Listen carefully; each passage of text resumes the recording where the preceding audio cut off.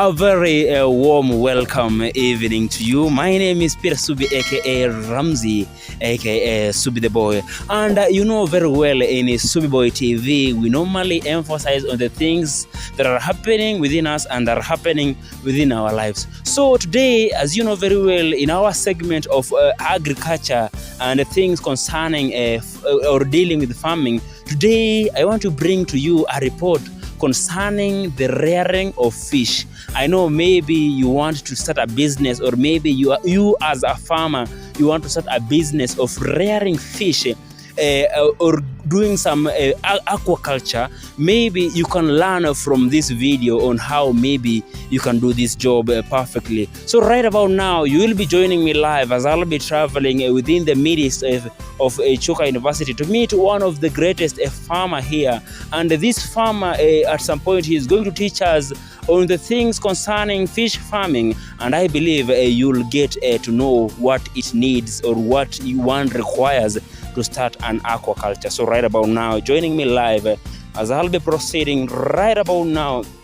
As you've seen me, I'm almost reaching to where one of our farmer is, and he will just teach us maybe some few things concerning fish. I received some news that he is one of the greatest farmers around here in Chuka University, and maybe he has some knowledge concerning the rearing of fish, and also how one can get some wonderful product and produce from rearing of fish. So joining me live is one of the farmers here in Chuka University, and maybe let me just meet him, and then give him a chance maybe so that he can introduce himself, and from there on we will proceed with our report for today.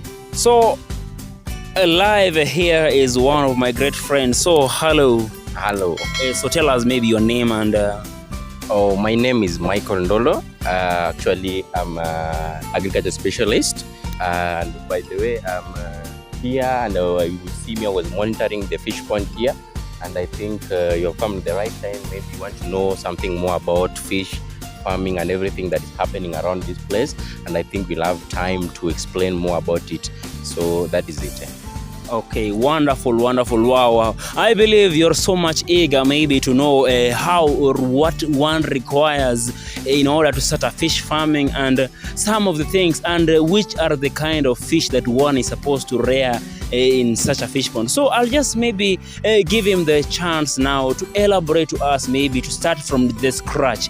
You know, before you start a business, there are some things that you have to put them into a lot of consideration before you proceed with them. Like for example, starting a fish farming, you remember very well, you have to dig maybe somewhere, or you have to prepare the place where these fish will now do their hatching and whatever, and we want just to know what these things are, or what these things they normally take place. So maybe my friend Michael, now tell us now, how do we begin this project of fish farming? Thank you very much. I think most people don't understand what is fish. So first of all, we can elaborate and know what is fish. So fish, for example, I can start with the description. Fish is an aquatic animal that have scales. That is the brief description of the fish. Yes. So it's just an aquatic animal that has scales. So aquatic animal is just animal that's living in water. Are you together? Yeah. So if I can give a very small history about fish, first of all, for example, we have 3 categories of fish in the world.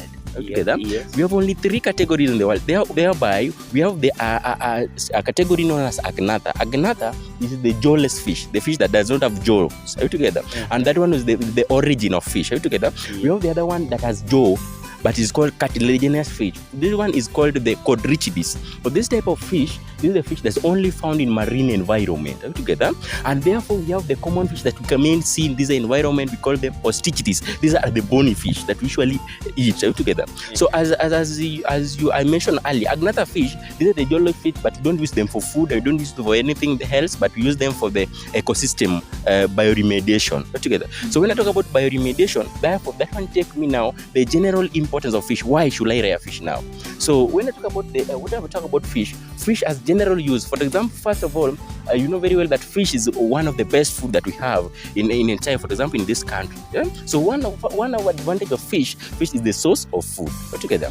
So the next one, you know, if you go to the big countries or some of the places or some of the restaurants, fish you can use them as for beauty purposes altogether, because we have category of fish where we have some of the fish that are coming yellowish in color. Then when you have them in a very nice place, you can therefore just look them there for beauty purposes. Apart from that, fish has what known as pharmaceutical purposes. This is a medicinal value. Are we together? So we don't just rear fish for minor purposes, but also they have a medicinal value. Are we together? When I talk about medicinal value, I think I'll explain it further when now I'll be talking about what's about aquaculture. Are we together? Yeah. Then after that, we have what we known as the fish. We use the scales, not the scales, but we have something called the swim bladder together, which is used to manufacture some of the product. Usually, some of them are used in the hospital. Even if you have an injury, we are going for surgery purposes together. Those are some of the essential things that we use in fish for fish purposes. So that one is just a small brief summary about the importance of fish generally. And you know very well, you can sell fish and get some money together. And also, you can produce a large amount of fish and we export the fish, then you get some money to the country together. Yeah. So that is the first introduction about fish together. So let's talk about much about fish. I think we have almost 1,500 species of fish in the world. That is the only species that we have currently in the world. That have been identified by the scientists. That were 1,500 species together. So in these 1,500 species, we have a few species that we are capable to rear. As you can see here, you can see some of them are running here and there. So before I said about the what's known as the rearing of fish, which is known as the aquaculture. Together. Yeah. So the aquaculture now is the rearing of fish in under control purposes, control measures. Together. So the artificially controlling. So we have three types of aquaculture. We have what known as the mariculture. The mariculture now is where we involve the marine fishes. Then we talk about the one that I talk about, cartilaginous fish, where we have the fish that you cannot. They don't have the swim bladder, such those fish. And remember, the swim bladder in fish is usually used for the buoyancy purposes, enable fish to float. Yeah. Are we together? Yeah. But this type of fish that we call mariculture, when we rear this fish, they don't have swim bladder, but they have other methods of using for them to do what? To swim. Are we together? They have oil fats that allow them to swim, and they are also deep swimmers. They have some muscles that are doing what you know the counter-current movement and enable them to swim. And also, I've talked about the inland aquaculture.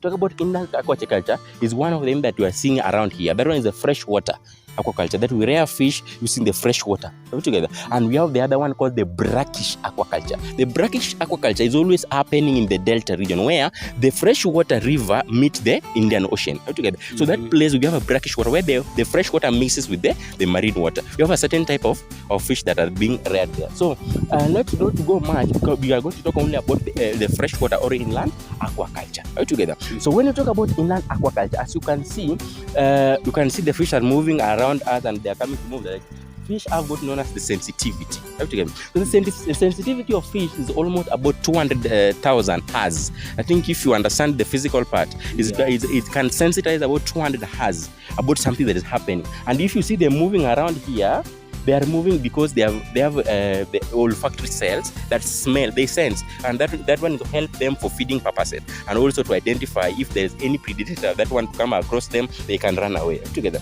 So to go straight forward, so when we talk about aquaculture, when we talk about the freshwater aquaculture, so we have different method that we use. So this one is called the traditional method together, where we have the pond that we use here. This one is called a pond. So first of all, if I can talk about something small about the pond, how can we come up and set up such a beautiful thing and have a very productive thing inside here. So this one, the fish pond, which is traditional method, we should have a rectangular shape, as you can see moving the other side together, and the rectangular shape should be 200 to 500 meters together. That is the rectangular shape of the pond, of the fish pond together, and the depth should be 1.5 meter. So why is it 1.5 meter? It is because to allow so that it does not go deep too much, because it is something that we are rearing artificial. So allow that the sunlight reach down there. To allow the growth of some of the zooplankton. This is the food that the fish used to grow. Are you together? So when we talk about that, and we have something now, we have the requirement, that the major requirements that are needed for me to carry out this fish pond, apart from the depth, apart from the rectangular shape. Are you together? So we have this requirement that must be make sure that accommodated for the fish to survive in this region. We have three major requirements that we have. One, we have what known as the temperature consideration. Together. Remember, these fish that are here, they have to survive in a certain a range of something about 18 to 38 degrees Celsius. Together. As human beings, we have 37 degrees Celsius, but fish can survive up to 18 to 38 degrees. Because if temperature goes higher, together, it's going to stress their metabolic reaction, and that one can cause death of the fish. And also, it go deeper. It go below the optimum value. It can not survive. So you make sure that you maintain the temperature. How am I going to maintain the temperature? And if you can see here, we have a black polypid that's here. Put together. And we always have some heat from the soil. When the sun hits the ground, together, we have some heat that is being generated from the ground. Together. So if we have this thing to absorb, together, to absorb that heat that is coming from it, so that the temperature in the fish pond shall not be high and be high together. So I've talked about the temperature, and again we have what known as the pH. Together. The pH value, now we talk about the salinity of the environment. So fish have to survive in a certain range of the saline environment. So the saline environment should maintain it to be about 7 to 8.6. Together, 8.6, that will be the maximum pH that this fish can survive. If it has gone beyond there, now that one we are going to interfere again with the process of fish, and that one can cause their death. You can come the following morning, you find all fish are up there. So and then the major thing that we have, the last one, is called the dissolved oxygen. So remember, the fish one is a living organism. Together, it must use oxygen for it to carry out everything, and for it to grow, to carry out physiological purposes, to carry out the respiration purposes together. So these are the things that we are major thing that we have to use when we have to consider when we are setting up this pond. Together. Now I can take you now a little steps that we carry out. How can I set up now the pond? So I can give you some of the brief steps that I have cut across so that I can. So first of all, I have to do what is known as the eradication, or what is known as the cleaning of the fish pond area. So when I talk about cleaning, I'm going to do what is known as eradication of water plants. Together, eradication of water plant. Why am I going to eradicate this water plant first? Remember, water plants are like we have them. We have submerged, the merged, and the submerged rooted. So these water plants, for example, a plant known as algae plant. So algae plant can have, because when you don't eradicate this water plant, when I'll be placing there's a step that I'm going to explain for you. I'm going to add some fertilizer in this fish pond, and we're going to explain why.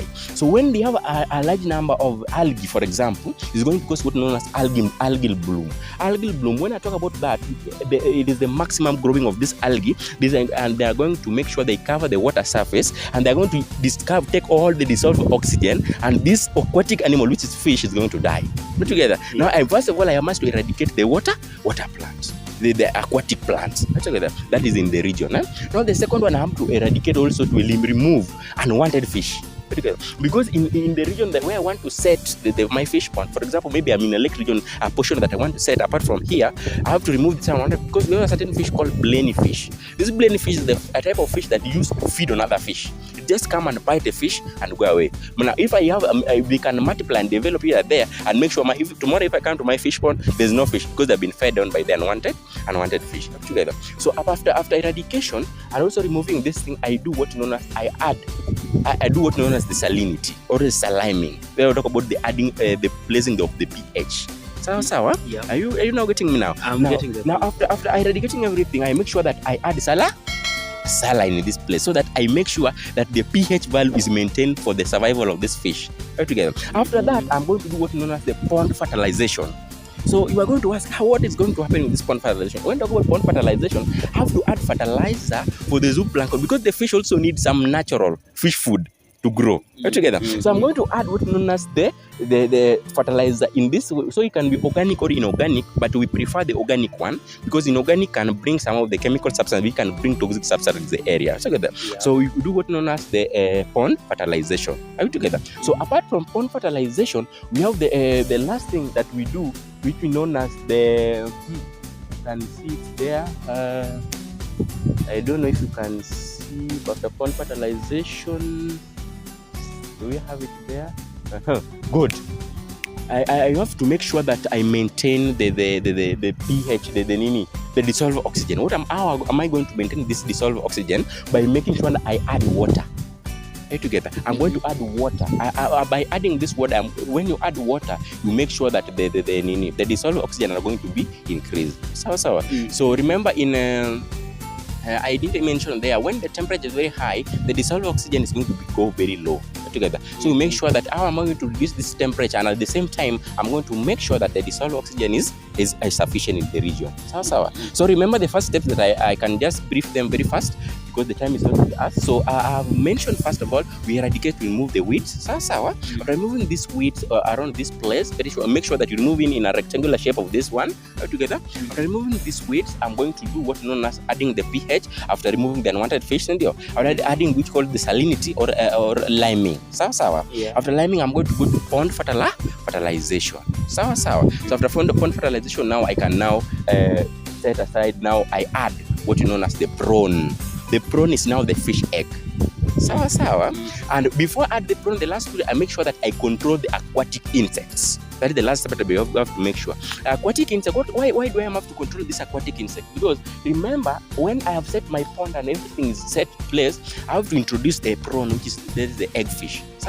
When I introduce the eggfish, this aquatic insect, they feed on this eggfish. If I don't control this aquatic insect, tomorrow I'll come, I find that all my eggs have been fed away by this aquatic insect. So I have to make sure that I control this aquatic insect. So by controlling this aquatic insect, I am going to increase the survival level of the egg of the fish. So fish is going to go 3 categories or 3 stages to make sure to become adult. The first one, I'm going to add egg. I'm going to pour egg, which is known the prawning, the depositing of egg in water. After is going to develop known as a fry. So fry is a larva form of fish. About 1 to 2 centimeter. Together. After 1 to 2 centimeter, then the fish is going to develop what is known as the fingerling.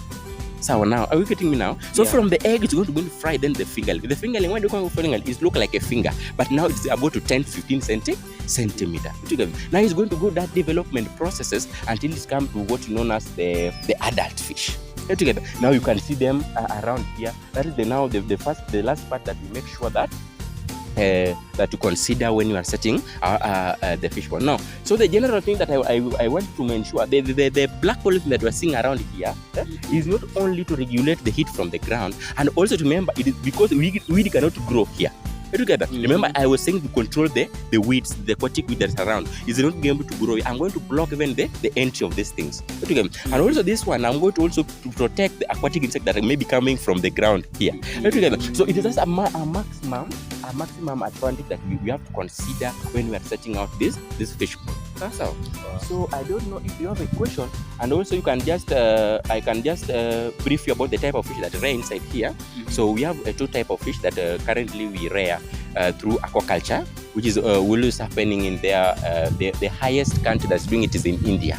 You're doing very nice things. So why do I do aquaculture? That's the reason that I want to go, so that I finalize. That's the reason why do now is better for you to do aquaculture. Remember, so the reason why I'm going to do aquaculture, one, I've said very well that the 70% of fish is part of the nutrient that we take. 70%. That's how the consumable percentage of fish is 70% among the country, for example. That's how. And remember, this fish has what you know as rich in omega 3. Good there. It is rich in omega 3, and also we have something called people have a notion that people from the lakeside are very intelligent. So let me explain something. There's something that is under research. The fish has what known as the lysine. The lysine is always is there in the brain, and is assisting in the development of brain. That's how. So if you take more fish, my friend, I think something gonna become intelligent. So that one is just on a light note. Anyway, so I've heard of the reason why we do this fish. Remember, this one is intensive type of aquaculture. Intensive means I lit a small space together, and I apply a lot of labor. And this one I'm going to do artificial feeding apart from extensive one. On the extensive one, the fish is doing natural feeding. Everything is the space is large, but this one is very intensive. So when I do this one, I be able to multiply a large amount of fish within a very short period of time. That's the first thing that's going to make me to set this one. So, large consumption rate. Are we together? Because the demand is very high. Are we together? So if I use a very small one and this thing can develop very fast, I'll able to produce more fish. That's how. And also we can do what known as what known as transgenic fish. When we talk about transgenic fish, this one is that we do under the genetically modified organism, the one with GMO. Are we together? Mm-hmm. So it help you to do some biotechnology so that you multiply, because the GMO is able to multiply fish very, very, very fast. But the GMO so currently is not the moderated step that has been recognized for the food production. That's why somehow it is limited. There's a limitation of the GMO. So when I do this fish, I just want to explain something about the medical importance that I explained about the swim bladder that you get from fish. We use in the hospital when you have a surgery purposes. We do that one from fish. That's how. So and also the last thing that I cannot leave to mention, the fish has diseases. Together. So remember, this fish, for example, have what known as can be zoonotic. When we talk about zoonotic, that means the disease that can transform from fish to human beings. Sawa. So these things we have to control them to make sure that they are growing and it's very hygienic, and we look at all the measures that can make sure that we limit this thing. Sawa. So when we talk about zoonotic diseases, we have the one that called for the helminth, called Diphyllobathrium species. There's a type of disease that is coming from the helminth part. Sawa. Mm-hmm. We have the bacterial, the fungal one. So if this fish has been affected or been some of the requirements that is need to grow, you deny them, they are going to be infected one way or the other. So I think if you go to the animal may say something, I think we'll also explain some of the things on some of the bacteria that are related to fish and how they are interconnected. So I think that is the briefing that, so we must make sure that when we are doing most of the things here, we must be very cautious. But what I know with the aquaculture, which is so nice, that people must make sure that they undertake this thing. This thing is earning. It's giving a lot of money. So if you do it in a very nice control, you can see the large amount of fish that we are seeing here. When you just check around, you can check the way they are moving. A very large amount of fish. And also in fish, the way we are talking, I think, apart from that place, we don't want to interfere with the fish. That's why you see when I'm talking to you, I'm a bit far away. We want to protect them with all means possible. So because when someone is around the fish pond here, you must be so much cautious, because if you drop anything inside, and it might be poisonous, and something can decompose and make sure that the lifestyle of my fish is not good. So I think that is some of the brief thing concerning fish farming, and I don't have much to say unless there's some of the questions that you can maybe ask me so that I answer. Concerning that, the short brief, I was just giving brief because of the shortest time that we have here. Wow. Hey, I just don't know if maybe I have even a question to ask, because he has really elaborated everything concerning fish. There are some other things that maybe I never knew concerning the rearing of fish. But right now, our great farmer here and our great specialist in biology has really taught us a lot of things concerning how one requires to rear some fish. And I believe as he was speaking, you were there with your pen writing down some important points, because he has really talked a lot.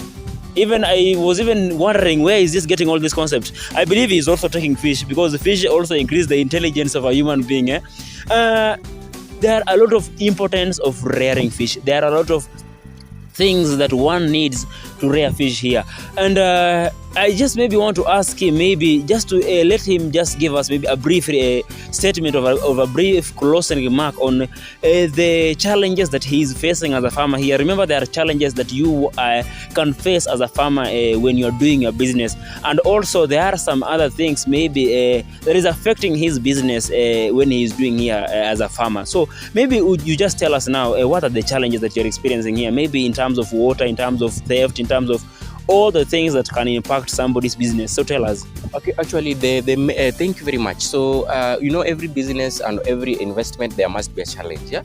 So, in summary, what is the major problem is husbandry. Husbandry, we talk about fish husbandry. I talk about the management, conservation. That is general. That one's first. Because the way I explained prior that it is an intensive farming. It requires a lot of labor. and also at the same time it require a lot of money together, because I have to go to look for the eggs for the fish. So I have to look for the different species, and before I look for the different species, I have to take some of the samples to the laboratory to be tested, so that I make sure that what I brought here has no even a little infection.